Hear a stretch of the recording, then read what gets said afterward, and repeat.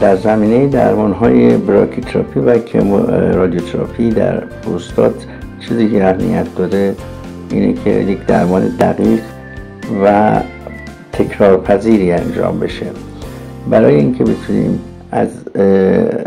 خطاهایی که هنگام حرکت اندام‌ها به وجود میاد و یا مجاورت‌هایی که وجود داره جلوگیری کنیم. از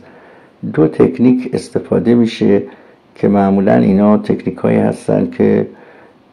شامل استفاده از نشانگرهای طلا و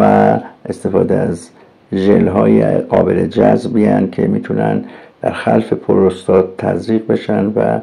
باعث بشن که ما یک شرایطی رو داشته باشیم که بتونیم به دقت اون اندام مورد نظر رو هدف قرار بدیم. کاشت نشانگرهای طلا در 3 سطح و در 3 مکان انجام میشه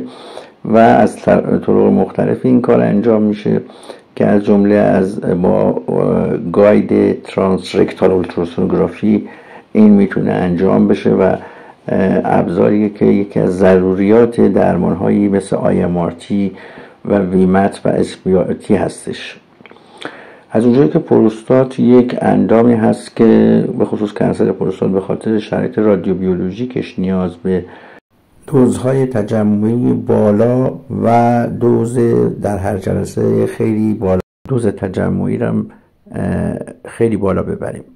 در مواردی که عود ما داریم بلخص پس از رادیوتراپی اولیه، یکی از مهمترین ابزارها همین براکیتراپی هست که هیچ وقت نباید ازش غافل بشید.